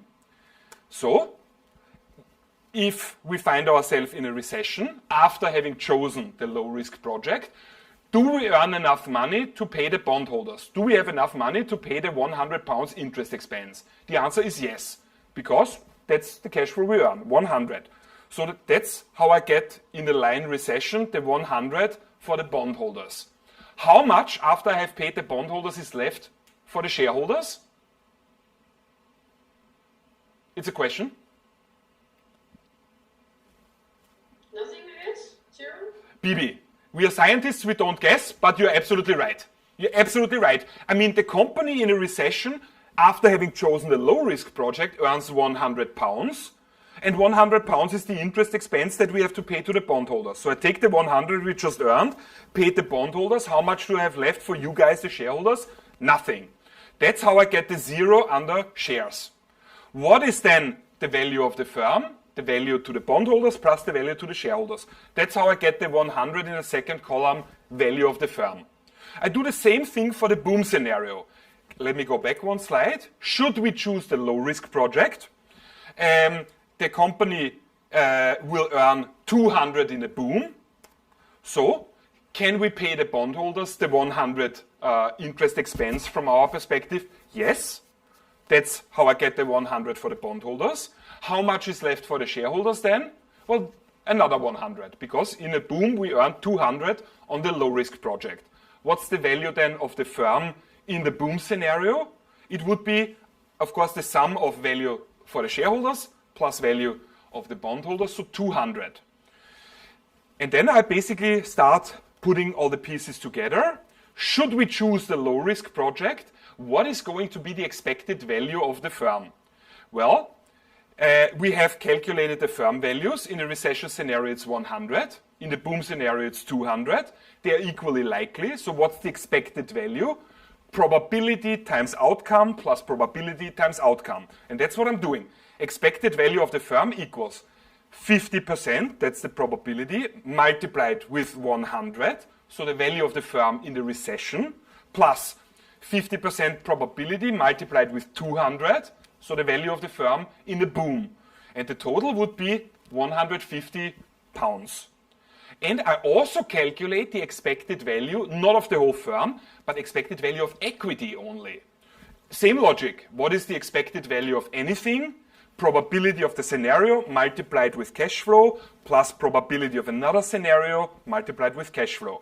So I only look now at the column shares. What's the expected value of the equity? It is 50% probability multiplied with £0 plus 50% probability multiplied with £100. That gives us an expected value of equity of £50. So that's the one side.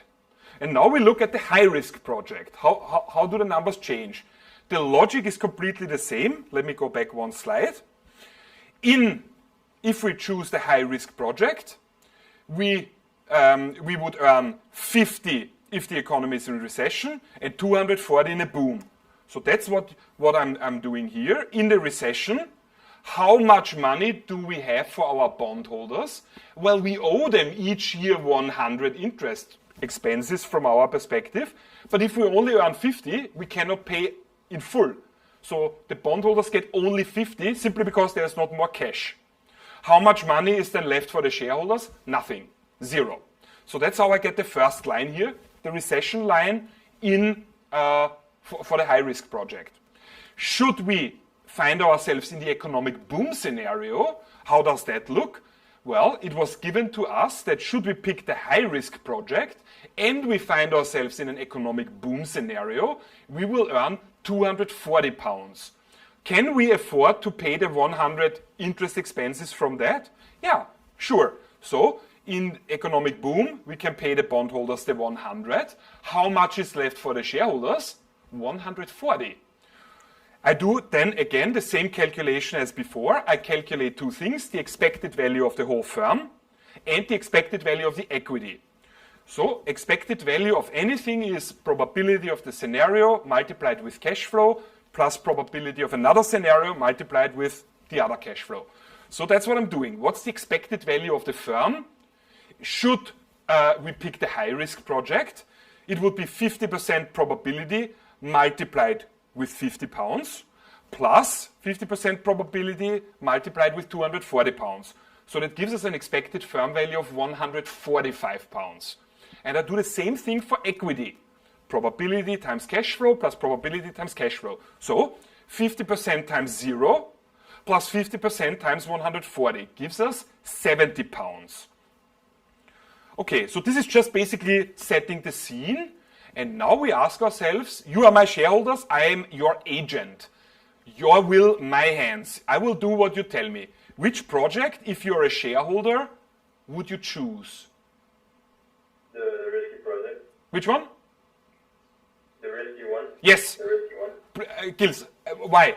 Give me a reason. Because in the event of the not risky project, you're not going to receive money anyway as a shareholder. Excellent. The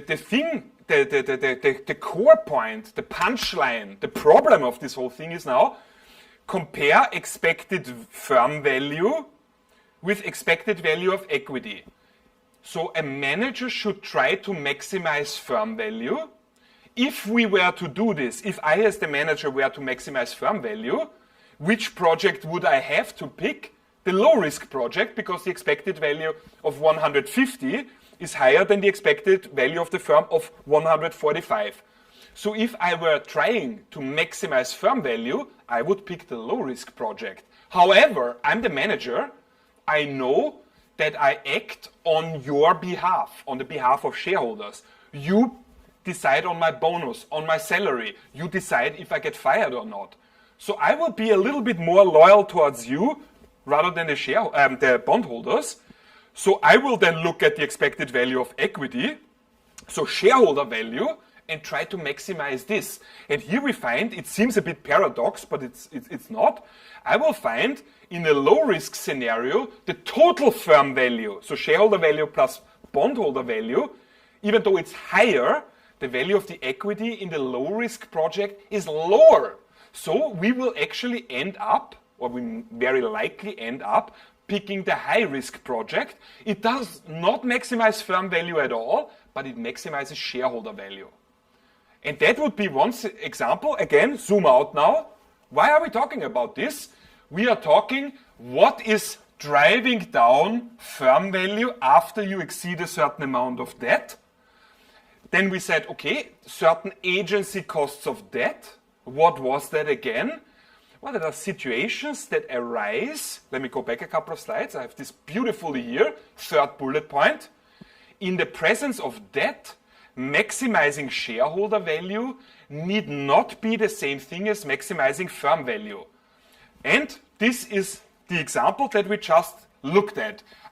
If we pick the high-risk project now, I am maximizing shareholder value, but I'm specifically not maximizing firm value. Do you understand where the big picture, guys? Yeah? Yeah, I understand. I have a question. Ask. I understand it, but it's a little bit weird to me because then who is actually owning the firm? See, again, I did not catch this. Wait, Gilles, I did not get it. What is weird? Who's actually owning the firm? I mean, shareholders are making the decisions, it seems, because they want to increase their shareholder value. Yeah. But as a manager, you of course want to make the company survive and to be healthy. Yeah. So who's actually owning the firm now? I'm not sure I fully understand what you say. I mean, so the shareholders are the owner of the company, right? So there's no question about this. It's 100% clear legally. The shareholders are the owner of the company. And therefore, the shareholders also vote on who is managing the firm, how much the manager gets paid, bonus payments, stuff like that. So that causes me as a manager to be more loyal towards my shareholders. I think what you are referring to, Gilles, is that these scenarios here are less likely in a company that is doing economically very well. The statement I would be making here is the probability of any or all these things occurring go up if a company is starting to struggle and gets financially distressed. Then these situations arise. I think in a normal company, whatever normal means, that is doing comparatively well, where there are no huge financial struggles going on, you will see a lot less of that. Also think about the consequences. This goes very, very far beyond what we are talking now. This would be, the general topic would be game theory. If I'm a manager of a company that is not going bankrupt, I will probably, as the manager, do none of that. And the reason is very simple. I still, in the future, need to obtain financing.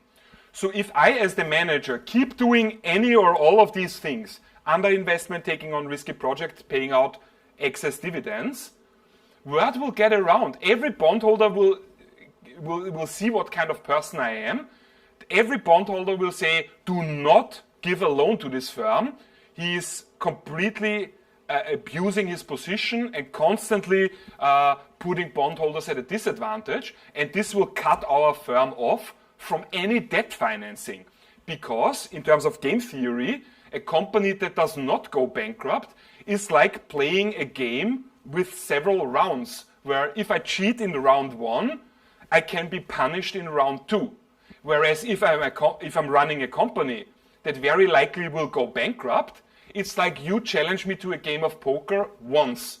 I can cheat as much as you like, because there will not be a second game. There's nothing you can do about it. I only play once with you.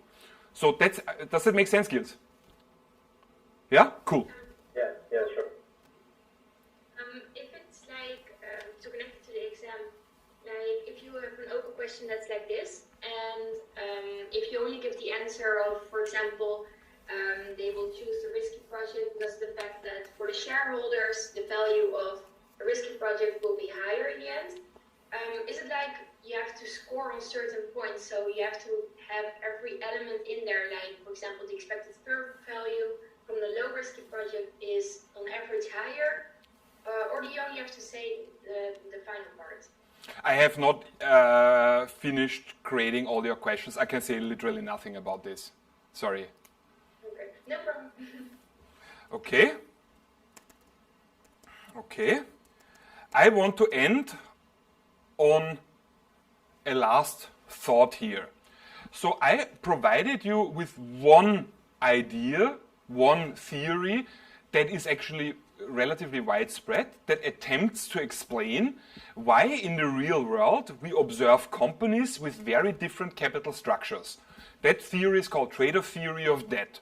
And it revolves around this. Companies establish or try to establish a capital structure that maximizes firm value and minimizes their cost of capital. In the beginning, introducing debt will increase firm value and reduce cost of capital, cost of financing. If you go beyond the sweet point of financing, firm value will go down because of two reasons: present value of financial distress costs and agency costs of debt. There are several subcategories that we have here, examples of what are agency costs of debt: underinvestment, focus on risky projects, and paying out extra dividends. But I want to, before we finish today, I want to show you another theory. It's also very cool. It's called pecking order. It's actually, pecking order is a term from biology. It's sort of the hierarchy of animals, if you will. I want to show you what that is about. The pecking order theory is actually incredibly simple to understand. It tells us how a company should finance itself. And it's very simple. I don't even need slides or anything. I can tell you like this. A company, let's have a quick balance sheet here, just for myself. Assets, liabilities, and owner's equity. A company is thinking about, well, we should, engage in a new project. So meaning we should get some assets, some more assets, a new shop, a new production machine, something like this. And the company then says, but how should we finance it? With debt or equity or something in between? And the pecking order theory tells us in which kind of order you should be doing this. And it's very simple.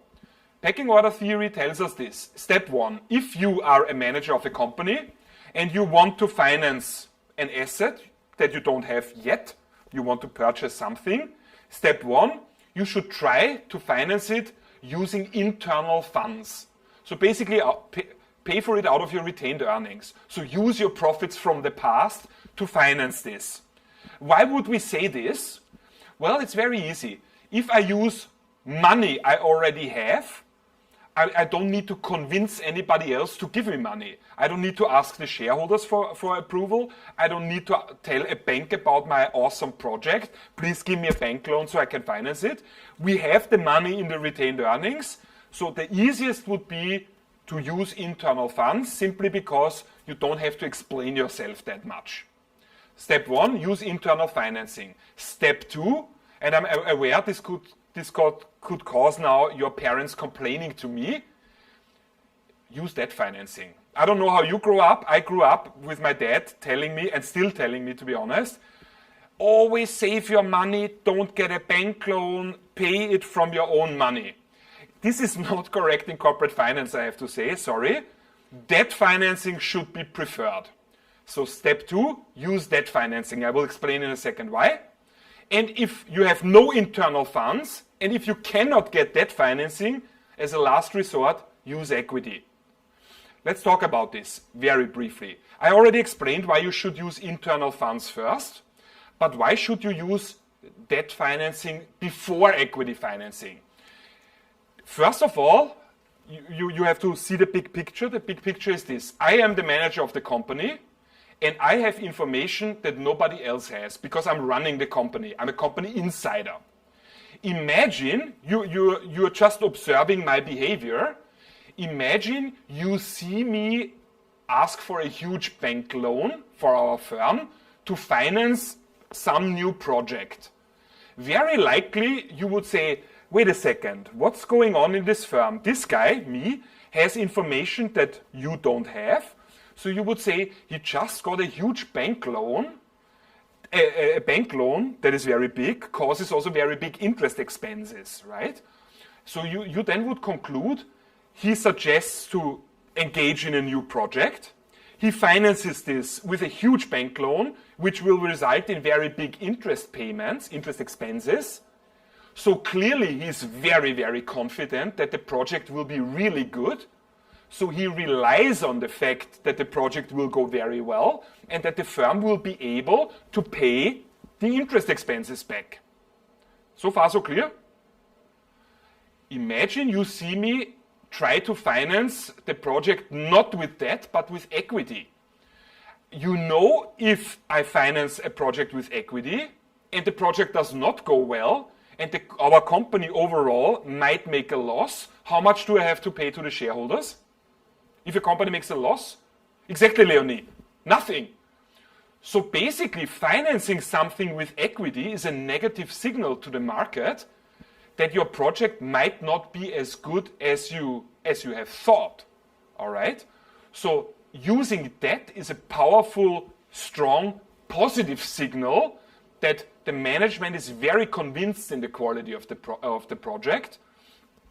It would benefit also the existing shareholders to have this project and finance using debt, because if I were to finance it with equity, meaning I sell more stocks, there would be more shareholders. So even if the project goes well, the profits from the project have to be shared by more shareholders then, right? So if the project is really as good as I'm trying to, communicate to the shareholders, you would always prefer me to finance it with debt. And in case you're thinking, I know you well enough by now that some of you are thinking, yeah, okay, pecking order theory, how is it in the real world? I want to tell you how it is in the real world. It's exactly like this. I just made a very, I think, controversial statement. Debt financing is a positive signal. Equity financing is a negative signal. If that is really true, I, as your teacher now, should be able to provide evidence. I don't want that you believe stuff just because I tell you. I want to show you the evidence. And the evidence is this. If a company if a company announces an equity issue, what, if pecking order theory were correct, what would you expect the stock price to do? If it's really a negative signal, yeah, Niels, exactly. It's a powerful negative signal because you basically convey the message you're not fully convinced that the project will be as awesome as you make it sound. So the stock price will typically, I have looked up the most current statistic, let me show you. On average, equity, so the stock price would drop by 5%. Why? Only because I, the manager, have had a press conference where I said, guys, we have a great new project coming up. We have decided to finance it by issuing some more stocks. Just me saying that in a press conference would cause, on average, our stock price to drop by 5%. Okay, so there's very convincing evidence that the pecking order theory has a very good point, has quite a lot of explanatory power. Gilles, see you soon. All right, guys. Question. Ask. You said that the most preferred option for financing a project for a company would be to finance it with own finance, right? I said it should be. It should be, yeah. Okay. But those finances come from the same source as equity, right? Because the revenue of the company can be used to pay equity, to pay dividends, and to reinvest, right? Yes. So it's not just in funds. I'm not sure. What's your point or what's your question? I'm not sure either. No, I mean I'm always curious. I just need to get it. You're absolutely right. The company earns revenue, pays its expenses and stuff like that. Sure, ends up with a net income that goes into the retained earnings. So pecking order theory says, preferably whatever you want to finance, whichever asset or project you want to finance, use first the retained earnings. If you don't have enough retained earnings, get a bank loan. Logically, the consequence of a bank loan would be higher interest expenses in the future, reducing future net income. Sure, but if the project is really as good as I'm describing, we can afford the increased interest expenses. Our retained earnings will grow a lot, and this is spread out over all existing shareholders. So the shareholders benefit a lot from that. And if I cannot get that, I would issue more equity, but that brings in more shareholders, and whatever we will earn in the future has to be divided over more people. It's a little bit like I have a birthday cake, and I invite 10 of you, then everyone can get a slice of this size. If I invite 100 of you, logically, the slices I have for each of you is a lot less. So that's the effect of more shareholders. I promise it's the last thing I will say. I have withdrawal symptoms because I did not see you last week. Please allow me. It's really the last thing. It's for my trading students that are crazy about trading stuff. I want to briefly draw your attention to one thing. None of you interrupted me, and that was where I expected you to interrupt. Have a look. I said, a company is considering to purchase another asset, and they have to figure out how they should finance this then. Should they finance it using debt or equity? And then I said, I even pointed with my pen, or something in between. Something in between. So everything we are discussing in this course, up until a very late point in the course, makes it sound like in the real world you have two choices. You want to finance something, it's either debt or equity. That's not the case. There are financial instruments that have characteristics of debt, but also of equity. There are instruments that logically, therefore, are between debt and equity. They are somewhere here. We call these instruments hybrids. Hybrid because they are, in some respects, very debt-like, and in other respects, they are more equity-like. So they are a little bit like a weird mix. And that's what my own research is about. I want to give you one specific example for that. So if you are interested in trading, if you're very interested in venture capital financing, have a look at this. Just read for the time being, read the Wikipedia article. I'm happy at the end of the course to discuss this more with you. I would love to show you my paper also. The one hybrid at this point that I would like you to know, this has nothing to do with our course right now.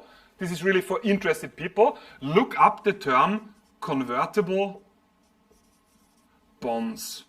Convertible bonds are financial instruments that initially are a bond, so debt financing, but if the bondholder so chooses, can be converted into stocks, into equity.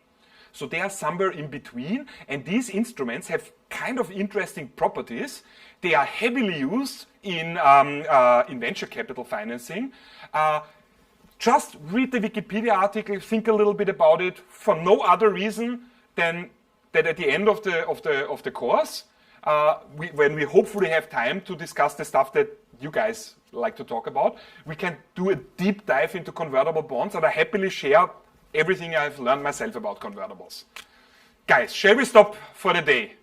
I have 2 more questions from Bring the it. YouTube chat. All right, 2 questions. The first person asks, would you still prefer bank loan if the company already reached the optimum value, like on the curve, I believe?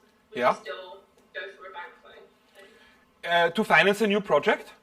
Yeah. Well, I mean, it's for me difficult to imagine that a company has a new project with a highly positive net present value and they finance it with debt financing. I mean, then of course the debt to equity mix would also change. So in the real world, this may be something I can add here, don't think of this point here as really a point. In the real world, that's what the research indicates. Companies do not have one magic number in their head. Exactly this, a little bit more or less, is already wrong. No. What companies do is they pick basically a range somewhere here and they allow their debt to equity ratio to fluctuate in a sort of optimal range so that they also remain flexible. Okay, so for example, think about the following example. In principle, everything is financed, but for whatever reason, you have the opportunity to obtain a loan extremely unusually cheaply. Some sort of opportunistic financing. Because it's so cheap, you would say, yeah, whatever, I take it. Right? So don't think of this as one sweet spot. Research indicates that companies allow their debt to equity ratio to fluctuate in a corridor that is, from their perspective, ideal. Second question? And then, the second question is by Gerald, and he wants to know whether if they were to start a new project by using a significant amount of internal funds, if that might increase stock value. If a company has a positive net present value opportunity, or even highly positive net present value opportunity, and the company chooses to finance it using internal funds, the question then was, does the stock price go up? Yeah. The answer is yes, it would go up.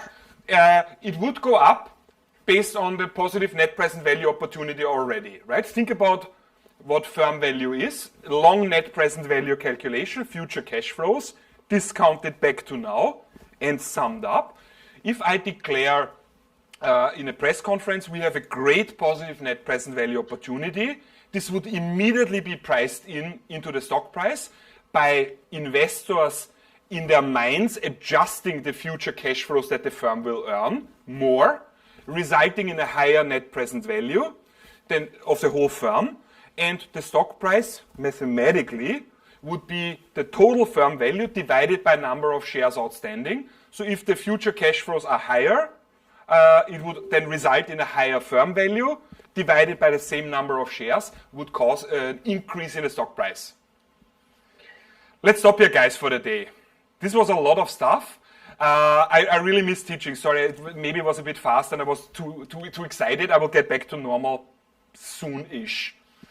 Guys, thank you very much for your attention. I see you on Thursday. And I want to still fill in a couple of details from today as a warm-up on Thursday. And then we will dive into dividends. All right?